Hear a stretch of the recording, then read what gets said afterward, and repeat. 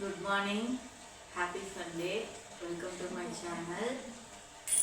இன்னைக்கு நம்ம என்ன பண்ண போகிறோம் அப்படின்னா நான்வெஜ் எடுத்துருக்கோம். நான்வெஜ் வச்சு சிக்கன் கிரேவி அப்புறம் சிக்கன் பிரியாணி பண்ணலாம் அப்படின்னு சொல்லிட்டு ஒரு ஐடியா இருக்குது.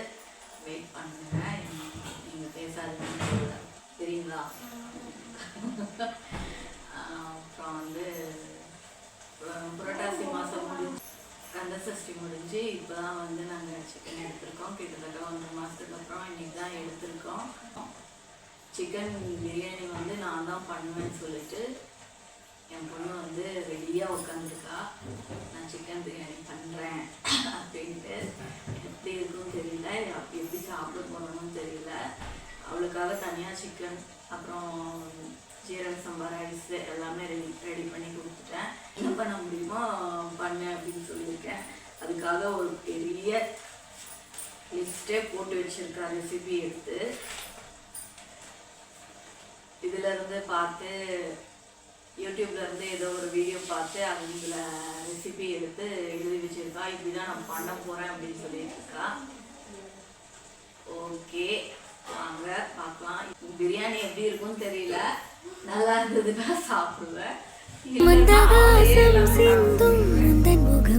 மரணம் வரையில் என் நெஞ்சில் தங்கும் உனது கண்களில் எனது கனவினை காண போகிறேன்.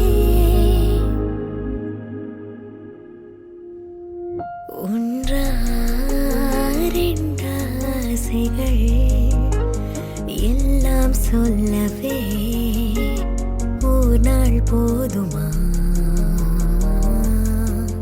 அன்பே இரவை கேட்கலாம், விடியல் தாண்டியும் இரவே நீளுமா? என் கனவில் நான் கண்ட நாளிதுதான் கலாப காதலா? பார்வைகளாலா பல கதைகளா பேசிடலாம் கலாப காதலா? சூப்பராக சிக்கன் கிரேவியும் பிரியாணியும் செஞ்சு முடித்தாச்சு.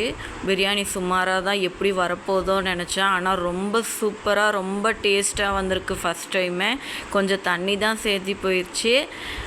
மற்றபடி எல்லாமே சூப்பராக இருந்தது. தேங்க்ஸ் ஃபார் வாட்சிங். பாய்.